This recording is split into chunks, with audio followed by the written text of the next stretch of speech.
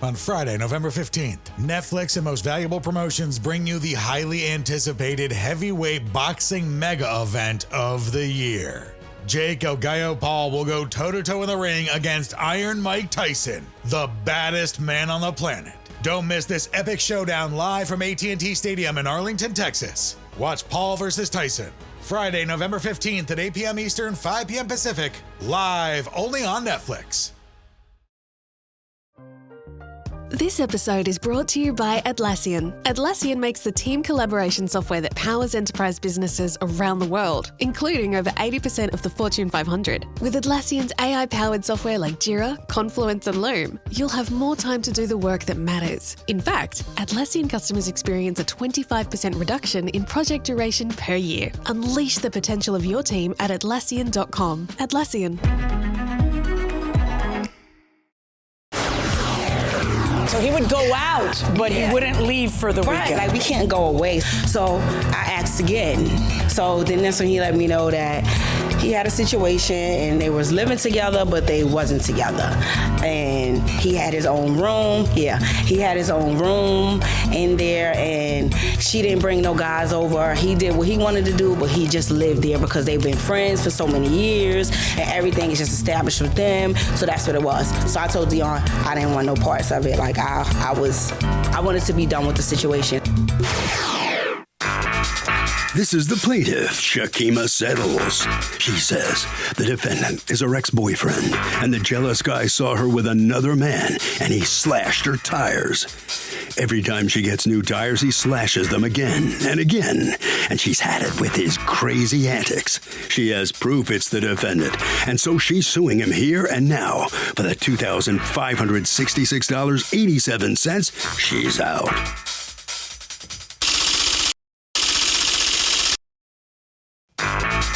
This is the defendant, Dawson. He says he was angry when he saw the plaintiff with another guy, but categorically denies ever slashing her tires or anybody else's for that matter. The plaintiff must have an enemy out there or something, because he did nothing to her car, and he thinks the judge is going to believe him today. He's accused of burning rubber with an X.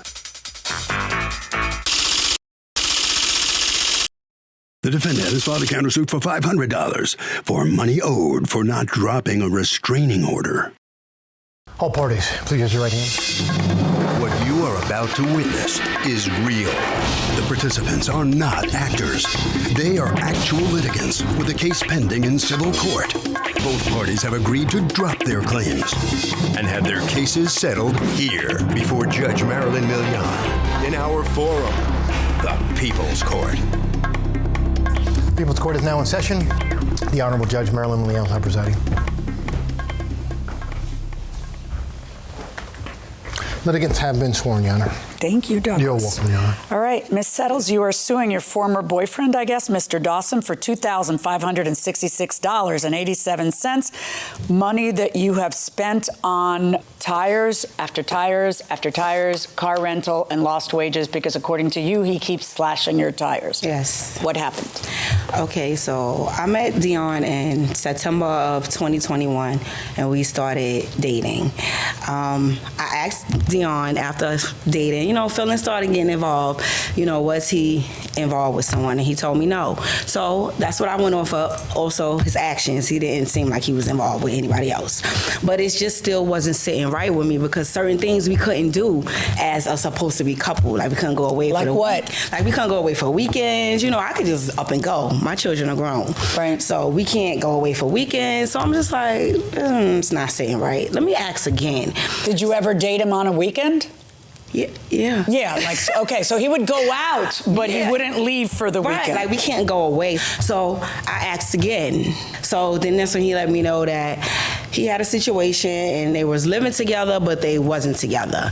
And he had his own room. Yeah, he had his own room in there, and she didn't bring no guys over. He did what he wanted to do, but he just lived there because they've been friends for so many years, and everything is just established with them. So that's what it was. So I told Dion I didn't want no parts of it. Like, I I wanted to be done with the situation, so I left DR alone because I didn't want to be a part of that. How long did you date him before you discovered the living arrangement? That was in probably like 5 months. And how many times a week would you see him? We saw each other every day. We were together every day. Like when I got off work, he would come over. We were together on the weekends. He'd spend the night. So that's why I was like, how you in a relationship? Maybe like a week later went by. He called me, why I haven't heard from you. I told him why. He told me I'm downstairs, come downstairs. I told him no, I'm not coming downstairs. He came upstairs, banging on my door. I told him I was not opening the door. That's when he told me that you a target, and he threw sometimes my neighbors sit their garbage outside their door right before they go downstairs to take it. He took the garbage and threw it outside of my door. So I emptied it? Yeah, on my door. So I texted him and told him, don't come back to my house. I have the texts. He texted me back and said, you a target. Do you have that text? Yes. Let me see it. Did you tell her she was a target? Yeah. How come? Because she did some goofy. Pardon, dog. She did some goofy. What, break up with you? No one can break up with you? No, it wasn't even that. And everything she over here saying, she lying. I told this woman from the rip, I was dealing with somebody. Like, I don't got a lot of her. Okay, but if she doesn't want to do it anymore, then what's the problem? What does she do wrong besides tell you, I don't want to date you anymore? You play with people's feelings. Oh, meaning she doesn't get to decide if she wants to continue. No, she can do what she wants. I'll stop messing with her. All right, so if that's the case, then what were you mad at? I was mad at, like how she did it.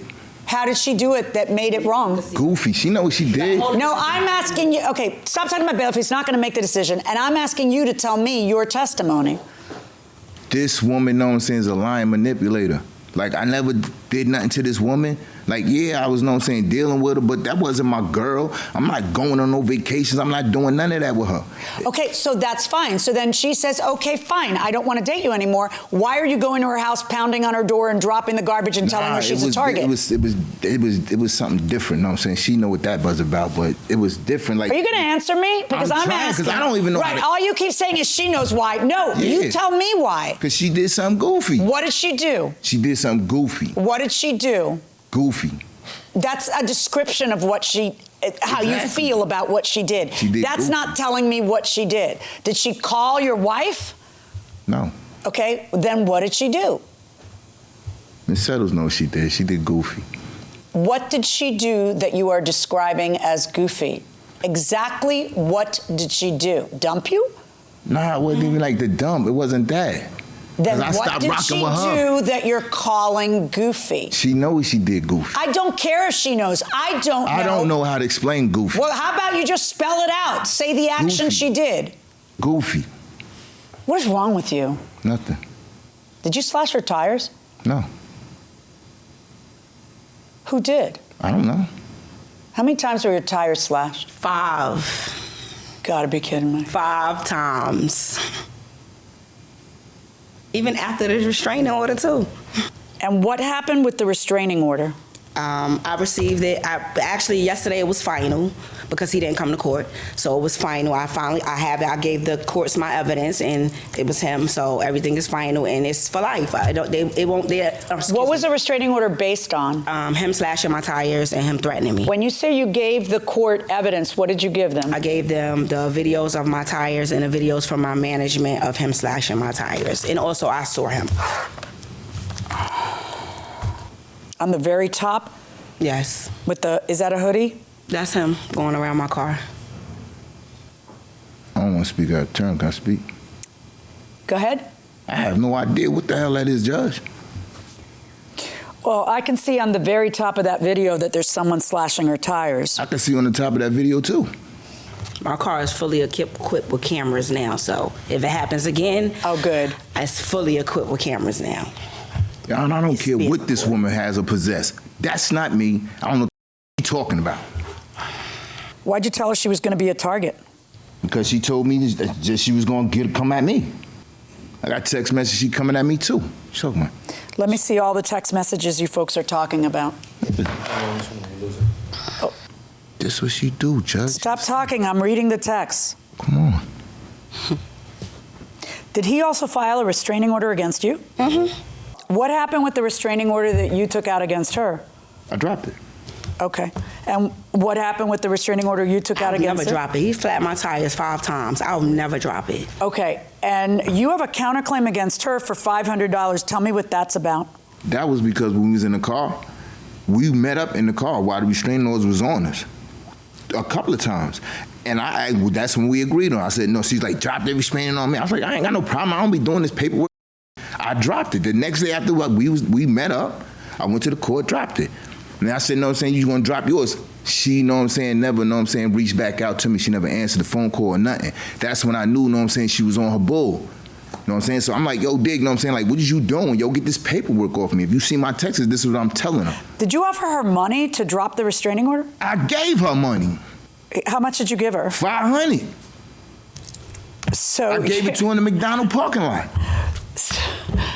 That's called witness tampering. All right, so you gave her $500 and said drop the restraining order. No, she said she was gonna do it.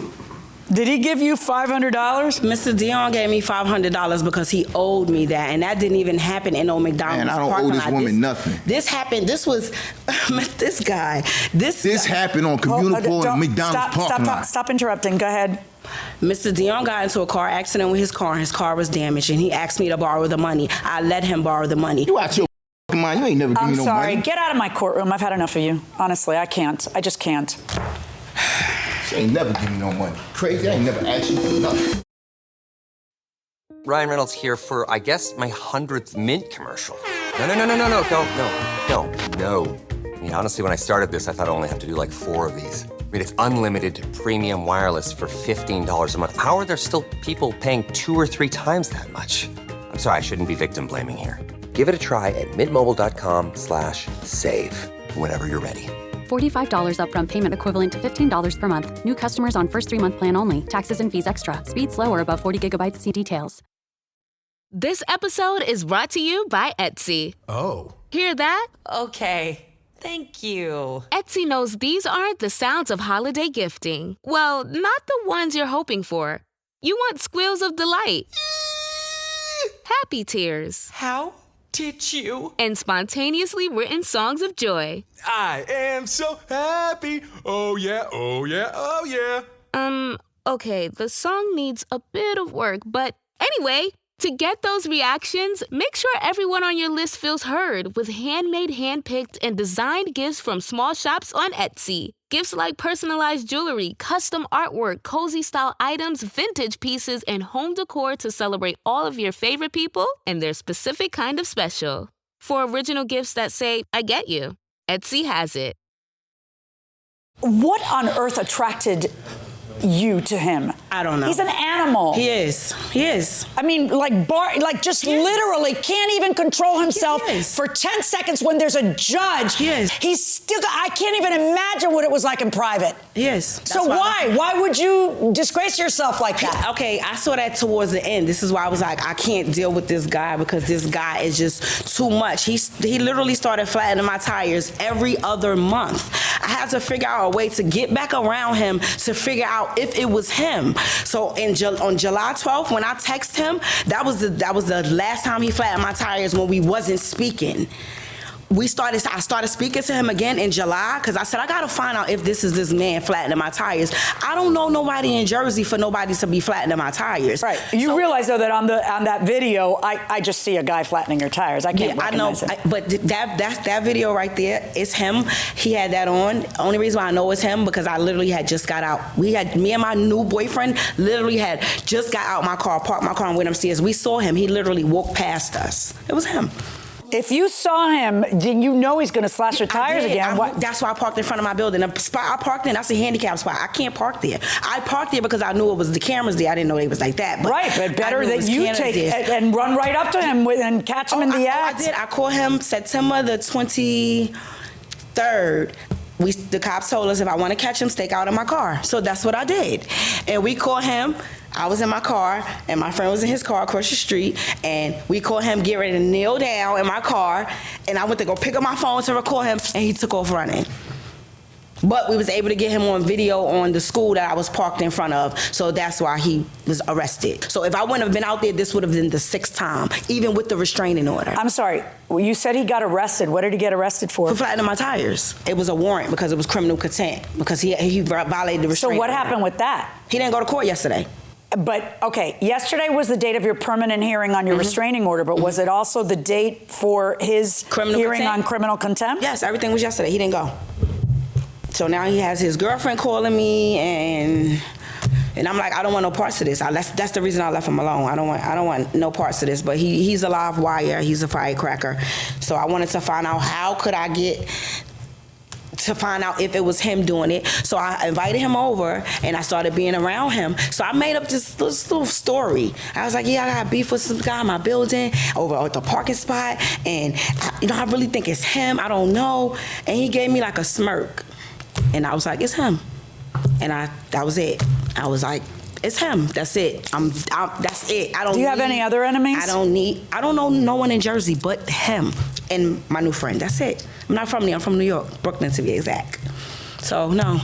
So the target was he was going to. I can't believe he has a counterclaim against you for the $500 he bribed you with to witness tamper. Yeah, he's a live wire. So now that he sees that video, he's going to feel like, oh, that video is not good enough. I can still slash her tires. That's why I put cameras on my car. So if you touch my vehicle, you will go to jail, and you'll be violating a restraining order again. Do you have any evidence of lost wages? Yes. So I missed one day of work. I didn't even go back to court and start to amend my claim, because I was supposed to, the morning I came outside, I was supposed to start my training in UPS. I had to put that off a week because he had flattened my tires again, even after the restraining order. I didn't even go back to court for that. I was like, I'm just not even going to deal with it. I just want what's done was this, and that's this. So I don't know if this coming to court now is going to start something new, but I'm ready for him this time. I am ruling in your favor, Ms. Settles. Thank you. I think you ought to be a little more careful about who you associate with. Yes, I do. He is much more than a live wire. He is a very dangerous man. And you have the restraining order. Don't let anything slide. Oh, I'm not. Well, you just said you let one of the things slide, like you didn't bring that up. Oh, yeah, you about can't, the money. You have to call the authorities all the time whenever he contacts you, and whenever you see him around where you live, you immediately have to call the police. Do you understand what I'm saying to you? Because I don't think you're safe. And I need you to know that you're not safe. And we're not talking about tires. I'm talking about you. Because the tires can be replaced, but you can't be replaced. Right. So you need to be smart about this, because there's something wrong with him. And it's more, he has an uncontrollable anger. He can't even control it in this setting. So when he's on his own, it's going to be worse. And when, unless the police are on him. So unless he has some epiphany where he now realizes he's going to be in custody, and I don't think he does, you just need to be very, very careful. Don't be unaccompanied, and make sure that you alert the authorities immediately if anything happens. I will. I wish you well. Thank you. Good luck to you. My verdict is in your favor in the amount of the $2,566.87, and 0 on his counterclaim. Thank you. Hold on right there. All right. So no doubt about the outcome of this case. The defendant was ejected from the courtroom. He's not here for us to speak to, but the plaintiff did get not a restraining order, but a judgment for the full amount of money she was seeking here in the People's Court. Let's see what she has to say. Ms. Settles, you heard the judge. She gave you a pretty good lecture there. What do you think about it? I mean, hopefully he'll see that. No, I'm not playing with him. Like I told him when I met him, he met the right one when he met me. So, you can't bully me, and I ain't going nowhere. Jersey is where I live, and that's where I'm staying. That's it. So you're going to be careful? Oh, I'm cautious. Good. I'm good. Okay. I'm good. Okay. Good enough. Well, congratulations, and take care of yourself, okay? All right. Thank you. And that'll bring the case to a close. Thank you very much. Very interesting, Harvey. What's your reaction to this case? You know, everybody thinks when you watch shows like CSI that there is some kind of a smoking gun that surfaces in every case, but that's not true. In fact, most cases don't have smoking guns. They have circumstantial evidence. The video showing this guy walking around the car is circumstantial evidence, but they're all building blocks. So ultimately, the judge can build those blocks and decide the defendant did the deed. Does as is apply if the seller doesn't disclose he was in 2 different accidents? If you're buying a car as is, you are buying a pig in a poke. You have no idea really what it is other than what you're looking at, what it looks like initially. So, yeah. You're out of luck. I mean, I think the only exception to that would be if he asks, has this ever been in an accident? And the guy affirmatively lies. There's a direct and says, misrepresentation. It has right. If there's a direct misrepresentation and you relied on that misrepresentation to buy it, you may have a case. But unless there's a direct misrepresentation, if you didn't ask the question, then you didn't ask the question. Absolutely. It's just buyer beware in that situation. But you know, it's funny. We have Carfax now and some other services where you can check and it'll tell you if the car's been in an accident before or not, or at least a reported accident. And there's the catch, because sometimes people have damage to a car. Maybe it's a valuable car and they're planning on reselling it, and they say, I'm better off just going out of pocket and paying 10 grand to fix the car, because when cars have accidents and a Carfax shows that report, sometimes it affects the value for resale or for trade-in. So they want to kind of just cover it up. And then if you really want to be an informed consumer who's buying that car, you can ask them to meter the paint, check the depth of the paint all the way around the car, and give you readings. Yeah, you're in another realm I'm just saying. Squirreliness when it comes to buying a car. I mean, I've seen you Not do that many people do that. No, I've seen you on your hands and knees crawling. So. Yeah, you actually own a paint meter. That's crazy. Hey, it's Kaylee Cuoco for Priceline. Ready to go to your happy place for a happy price? Well, why didn't you say so? Just download the Priceline app right now and save up to 60% on hotels. So whether it's Cousin Kevin's Kazoo Concert in Kansas City, go Kevin, or Becky's Bachelorette Bash in Bermuda, you never have to miss a trip ever again. So download the Priceline app today. Your savings are waiting. Go to your happy place for a happy price with Priceline's Black Friday sale. Save now and travel later with our best deals of the year. Go to your happy price, Priceline. This is the plaintiff, Charlene Dodson. She says she hired the defendants to build her another bedroom in her house, and she feels the guy hit on her during the job. She got creeped out by his advances, so she told him not to return to her house. Turns out they did a terrible job. She had to hire another, more professional company to complete their shoddy work, and is suing for the $4,576.28 she's most surely owed.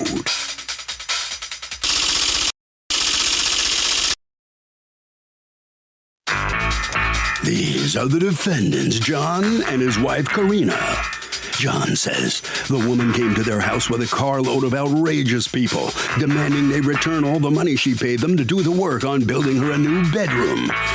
They called the cops and were issued a restraining order against the plaintiff, and they think the judge will be seeing their side of things today because they did an exceptional job. They're accused of not performing.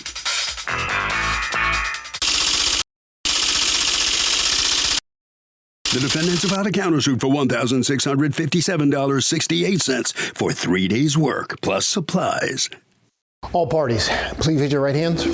Welcome back to the People's Court. Next case in the docket, the plaintiff says she hired the defendant to build her a bedroom and says the creepy guy hit on her.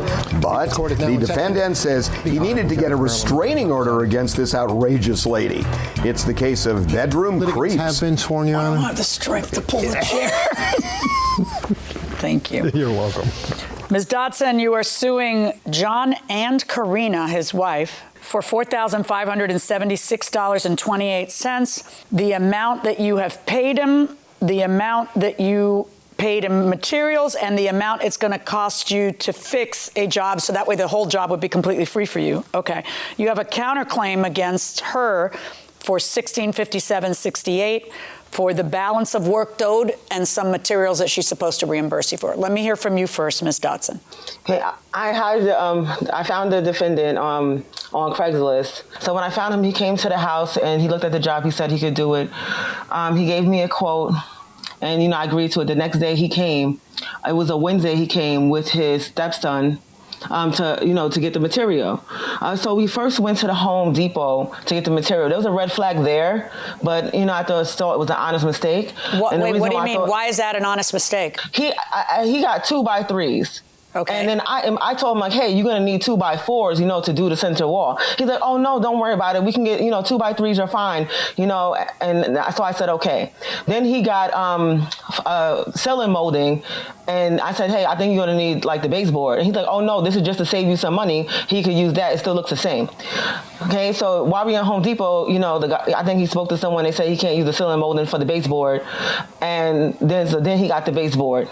After that, the next day when he first started working, he started doing some of the work. He realized that he couldn't even use the 2x3s, that he needed the 2x4s. So now the first day we delayed from what he said he was going to get done, because he go to 4 hours and spend at Home Depot to exchange the 2x3s for the 2x4s when we was already in the store already. Okay.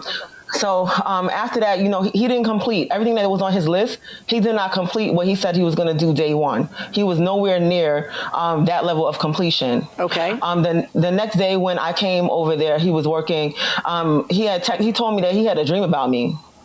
And I was like, a dream about me? I kind of just brushed it off and walked away.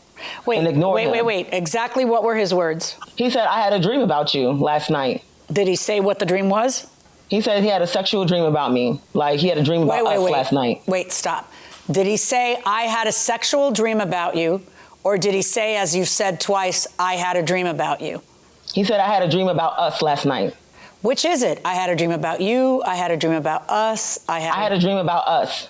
I had a dream about us. All right, go on. So then I told him, I just ignored him, and I went upstairs and I told my tenants that I don't feel comfortable around him because my tenants are all men. Okay. So I leave and everything. The next day he's texting me, oh, did you feel weird when I said I had a dream about you? So I ignored the text message. I completely ignore it. So I don't even come back over there. At this point, I'm only coming when I know that he's gone, just to see the progress.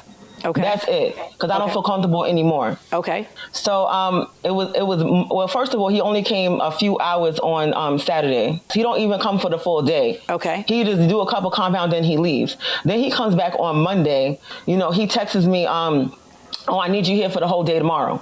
And I said, what do you mean? Like, for what? What do you need me there for? He said, oh, so I could talk to you and get to know you. And then so I ignored that. I'm just trying to stay on the job, focus on the job. I'm trying to get the room finished so I can rent it. So I just ignored that, and I sent those text messages in. And then he just kept going. Oh, I want to, if you're not, I'm gonna sit there. I'm gonna call you or text. He said something. I'm gonna text you obsessively or something like that. Did that make you feel weird to tell you I had a dream about you last night? Well, that's a little funky, Mr. John. Sending someone a text saying, did that make you feel weird to tell you I had a dream about you last night, is almost creepier than saying innocently, hey, I had a dream about you last night. But this kind of makes commenting on having had a dream feel a little creepy, I gotta say. I don't think that it's weird. I don't think that it was creepy. Okay, how about this one? Let's look at this one. Let's look at this one. Can you stay on the job all day? And she says, you need me? And he says, yep. And she says, for what? And then you say, to talk to so I can know more about you. Or I can just torment you with 100 texts. Yes, that was in referring to her real estate knowledge, because we were talking about that a couple days before it and how she got into the real estate thing. To talk to you so I can know more about you. That's kind of creepy. I don't think that it's creepy, and I Does your wife think that's creepy? Coming out that way. Do you think it's creepy, Karina, for your husband to say, to talk to so I can know more about you to a female client? No, I'm asking you, Karina. It is weird. Right. Like, I would think it's weird if my husband said that. Let's try to give you the benefit of the doubt. I wouldn't give it to you if I was Karina. But let's just try to give you the benefit of the doubt and say you don't think it's weird. You need to know more about boundaries and what's weird and not weird. But when you couple the I dreamed about you with I need you around all day tomorrow to talk to you so I can know more about you. It's game over. All right, so what is it you do, Ms. Dodson, after this text? I just stay on topic. I just stay on topic towards the business, like about the progress of the job. That's it. All right, so we have a situation where you say to him, don't come back. I don't want you back here. Yes. All right. So the first question is, are you justified in saying that? Because his answer to all of your complaints about his workmanship is, you don't let me finish. All right. And I find that you have the right to tell him he's off the job. I find that if a man comes into my home and says, I had a dream about you, that could be one way or another. And you didn't throw him out then. You just decided, I'm not going to have anything to do with this. Let's send the male tenants down. And then he texts you after that, I need you around all day. Why? To talk to so I can know more about you? Yeah, it's game over. You don't need to give him a chance to finish anything. You're allowed to say our contract is over because being harassed is not a part of the contract. So whether you realize it, John, that is harassment or not, I am here to tell you that you need to get with the program and it's harassment. And Karina knows it's harassment. And whether or not you intended it to be is irrelevant to me. All right, now, let's talk about the next thing, which is, did he provide a service of value? And if so, how much value? According to you, the value is zero and you want all your money back. Plus, you want him to pay the other guy to do it so you'd have a completely free edition. Have you paid somebody to fix it? I haven't paid anyone to fix it yet. No, I have not, because I need some of the money back to put towards it. Okay, let me understand. I'm trying to understand your complaints about his workmanship, so let's take a look at it. Let's look at the pictures. This is the pocket door to show the space left in between on the top and the bottom. So my question to you would be, Mr. John, why is there that space? There's a space on the top because they're adjustable hangers. And on the bottom, there's a space for the rug that's going in. Okay. But there shouldn't be a space on the top. It should be adjusted appropriately. Let's see the rest of the pictures. What else is your complaint here? And you can see the compound. Yeah. You can see the compound. But had he painted the ceiling already? He put primer everywhere in the room. So he hadn't sanded it before the primer? No, that's the problem. He put the primer over the unsanded walls everywhere in the room. Okay. Mr. John, what is your response to why this wasn't sanded? She's showing you a picture of something I had nothing to do with. I didn't do that job. My job was to go in there and put up the wall against her existing house and the center wall, and put window casings around the interior, and to paint the wall that I put up and the center wall. Not to paint and do anything else. The stuff that she asked me to do, I did extra for her. Did you put in that fan? No. Okay. Let me ask you, Ms. Dodson, now, what does this picture purport to show me? That's the gap between the sheetrock and the wall. He didn't push it flush. He left a huge gap, and he just taped and swerved the line there. That's ridiculous. Look at what she did to the wall. She kicked the wall. No, I did not kick the wall. No, I did not. What is this, Ms. Dodson? During the process, I took a picture after he had put that up, and I saw the hole. So I asked him, hey, I said, hey, you're going to leave this like this? I see a hole in it. He said, oh, the sheetrock just broke. So when I asked him, okay, so how did you fill it in? He said, no, he taped it and compound over that. Well, I thought he was going to fill it in since he broke the sheetrock. Right, and he said he was going to tape it and put compound. All right, so here's a picture of what you have entitled it uneven sheetrock. What part of the wall is that? That's tape lifting. That looks like the tape lifting. That's compound on the wall that he didn't sand. That he didn't over. Sand. Okay. What is your response to this, Mr. John? That to me looks like the ceiling, where there was a problem on the ceiling on that existing room. That I think that she's showing pictures of stuff, because there's no way that me or my employee would have ever left something like that and painted over it. That's not. What is this wall work. Without sheetrock? What does that mean, Ms. Dodson? That's because he didn't bud the sheetrock to the wall. So instead, he just tried to fill it, put a piece of tape over it that started lifting. Did you pull out the tape? Yes, I pulled out the tape right there in order to show you that, because it started lifting up in the corner and it's not budded. These are the imperfections of the wall after he painted. That's the. What did you end up priming, Mr. John? We primed the wall that we put up on one of the rooms. And according to you, he was priming wall. all of it without sanding it. And according to you, how many walls did he put up, Ms. Dodson? He put up a total of, there was 2 walls in a room and then a center wall that he built. And according to you, was he supposed to do anything with those walls? He was supposed to finish the whole entire room. When we had a discussion, is that, hey, I want this ready for somebody to move in. So I want everything completed. So no, you don't want just one wall. Okay. No. And did you were you supposed to provide enough paint to paint all of it? Yes. And yes, were and you, I bought the material that right, he asked not just me to one buy. wall. And so when he primed, did he prime all of it? I'm not sure. I just remember seeing the wall that he built and the other wall. Okay, that this he did, wall but he here also was, that I'm seeing, is this a wall that was already existing, or is this? That's the wall that he built. Because this is the tape? Yes, the lifting off, falling off the thing. So I'm seeing it falling off, and I'm like, why is this man double taping? She ripped all the tape off the wall. Yeah, I got to tell you, it does look like he ripped some tape off the wall. Yeah, It was lifting. It was lifting. No, I did not. No, I did not. It was lifting off. It was falling off the wall. You tore things apart, then took pictures of it. It's lifting everywhere. It's lifting everywhere. Your tape is lifting everywhere. Okay, let me tell you something. I know because she's told me that on one of the parts she removed the tape. I know that. But the question is still, what's it going to take to fix this? Because you breached the contract by getting creepy. So I don't think she wants to go in there and bash it all up and make it look terrible so that it costs her more to get it ready. I mean, I don't think that. You've had another contractor come in and say, it'll take me $2,000 to repair this and make this right. You have paid him $1,000 and you have paid $1,576.28. You don't get all 3 of those figures, because if you get all 3 of those figures, you get a free edition. Do you get it?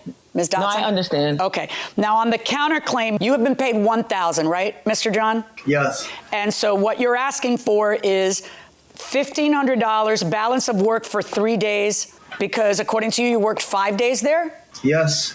And according to you, Ms. Dodson, how many days did he work? He worked 2 full days, and he came a couple of hours on the 3rd day. So he wasn't even working the Tuesday. Then he came Wednesday and just finished messing it up. So he's charged me for 2 guys for 2 days, and 2 guys are not even there. Mr. John, do you have a receipt for the $157.68 that you're asking for? Yes, I sent them in. Are these the receipts? Yup. Okay. You are responsible for materials, right, Ms. Dodson? Yes.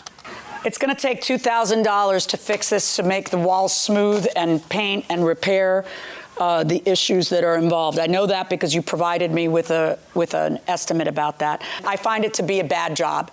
And I don't think it's the kind of thing where it was, I just wasn't finished. I don't think it's that kind of thing. I also think you deprive yourself of the defense, hey, she wouldn't let me back in there, when you're saying things like, I had a dream about you. Did I make you feel weird telling you I had a dream about you? And I need you to be here all day so that I can get to know you better. I find he breached the contract, not you. So then I have to find what is the value of the work that was done.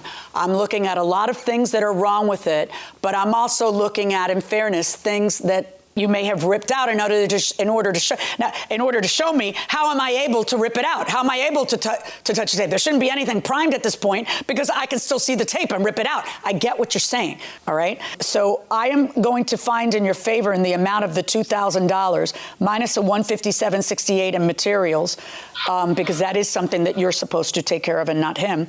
So I am finding in your favor in the amount of $1,842.32 on your claim against him.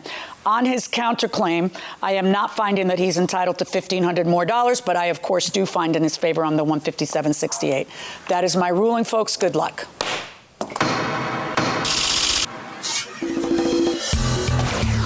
So the plaintiff has prevailed. She's going to get back just over $1,800 from the defendant, not the $4,500 she was seeking. Let me ask you, John and Karina, the defendants in this case. John, I know you're upset. What do you think about the judge's decision? I never even got to say nothing. I just sat here and listened to this woman lie. And I think it's ridiculous. Well, she went through the testimony and just didn't need to hear from you anymore in making her decision from what you were asking for. I'm interested in talking to you. Karina, let me ask you a quick question here. I want to know, did you get mad when you learned what your husband had texted her? Did you say anything to him? What happened? No, I haven't said anything. You upset at all or not? No, I'm not upset. I'm okay. Let's talk to Ms. Dodson, see what she thinks about what the judge decided. You're not going to get what you're asking for. You get just over $1,800. How about that? You all right, Ms. Dodson? No, because, she didn't take into account all the money I spent on the material. I gave her a big, long receipt. So what the guy has to do is some of the sheetrock that's there, he has to rip it out. So all that has to go in the garbage. So I have to rebuy material now for the job. So that's where I'm at. So I got maybe 18, I paid him $1,000, got that back. Now $800 in towards material, but I have to rebuy everything. All right. Well, I'm sorry. That's the judge's decision. You're going to have to live with it. Okay. So just $1,842. I think that's what the judge said. All right. Thank you, ma'am. That'll have to end it. It'll bring this case to a close. Let's see what Harvey has to say. Okay, Doug, so we've talked before about when you can break a contract legally. If it's a situation where somebody is just being rude to you, that's not enough. You can't say, I don't like the way you're talking to me, you're out of here. That's the general rule. There are exceptions to that rule. In a case like this, if somebody is making a sexual advance in a work environment like this, there would be justification, at least according to many judges, to say, look, you don't have to go through that and suffer through that. You can end the contract with no liability falling upon yourself. I joined a fitness club a while back, and my club has been closed for a year due to plumbing issues. I want to cancel my membership, but they want to charge me $300. They have my checking account information. What can I do? Oh my gosh, I don't understand. When it says it's been closed for a year, are you suggesting...